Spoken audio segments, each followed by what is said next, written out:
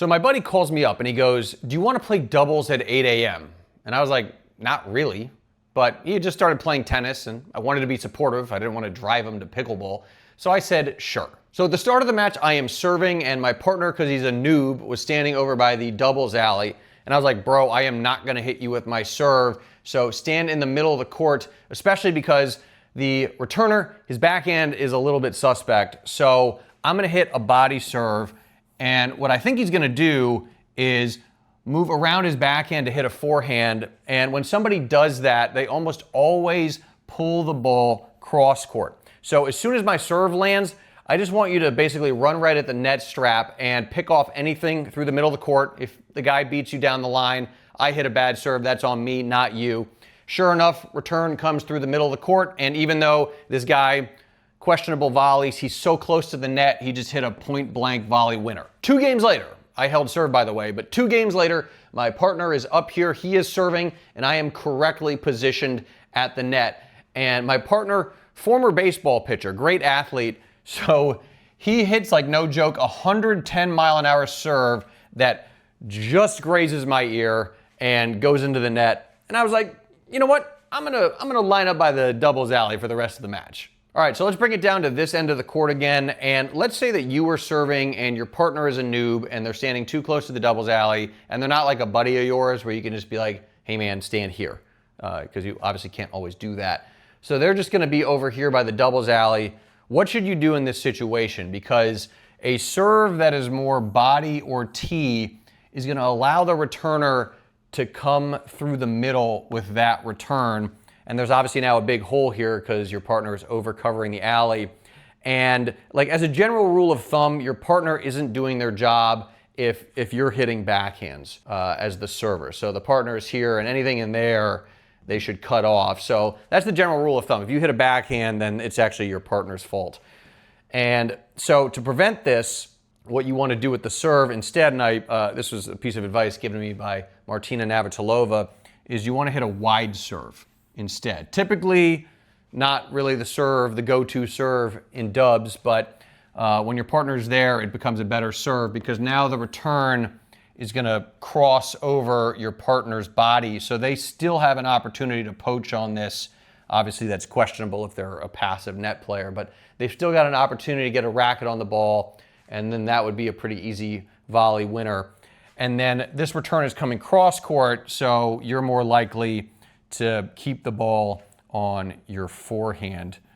Let's try, there we go, your forehand over here. Now at this point, you have a decision to make, and it's gonna depend very heavily on your partner up here at the net. Because if you look at double statistics, when you finish the point at the net, you're gonna hit 2 winners for every 1 error you make. And these are pro level stats, but these numbers I think are gonna be pretty consistent at the club level as well. And then when you're playing from the baseline, you're only gonna hit 1 winner for every 3 errors.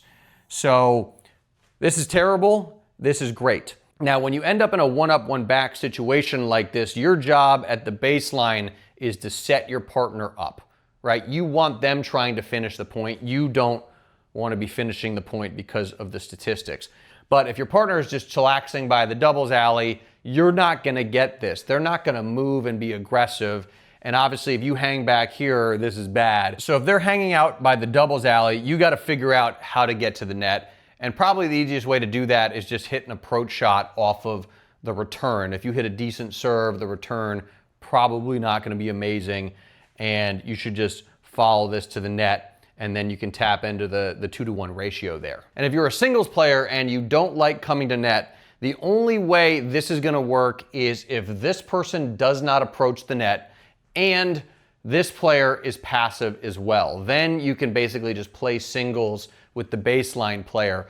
But if they come forward or this person is aggressive and tries to pick off your groundies while your partner just hangs out and does not try and pick off their groundies, you're at a basically math disadvantage. So if you recognize that situation, you're gonna have to force the issue, either come forward. The other thing you can do is if you recognize this person has, like, let's say a bad backhand volley, again, early in the point tends to be better.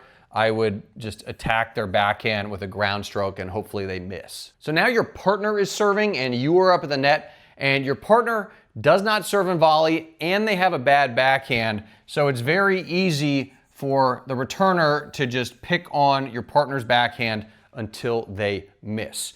So you as the net player obviously want to help them out and ideally poach and be as aggressive as possible to prevent the opponents from picking on your partner's backhand.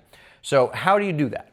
Well, I want to share Martina Navratilova's absolute favorite time to poach. She was like, Will, whenever my partner hits a body serve and my opponent moves out of the way, moves towards the middle of the court to hit a backhand, they're almost always going to pull this ball cross court. So whenever I see that move from my opponent, from the returner, as soon as they start moving, before they've even hit the ball, I'm just going to go to the middle of the court. I'm just going to go to the net strap. And that is what you want to look for. Whenever you see that, you basically should poach like 100% of the time when you see that move before they've even struck the ball. And that's how you can prevent your opponents from picking on your partner's weak backhand. Now here's a tip I learned from Gigi Fernandez, 17-time Grand Slam doubles champion. When your partner hits a body serve and instead of moving this way to hit a backhand, they move this way to hit a forehand. Well, what Gigi said is this is a situation where you can get beat down the line. So Gigi typically is like, don't really cover the alley.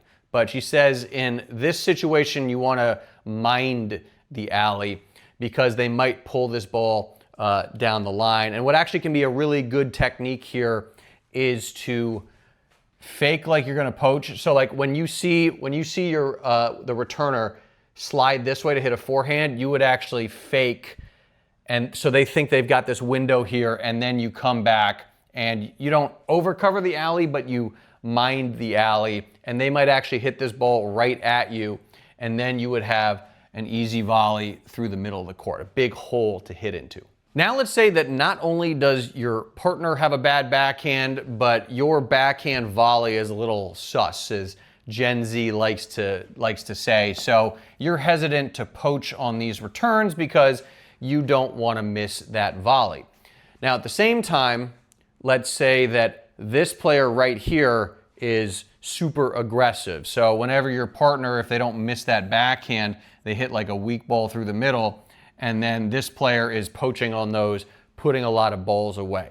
So how do you manage the bad backhand and then the bad backhand volley and the aggressive poacher for the opposing team? Well, this is a perfect time to use the Aussie formation, the Australian formation, because now when your partner hits that serve, you know, a cross-court return obviously comes right into your forehand volley now, so that's your strength.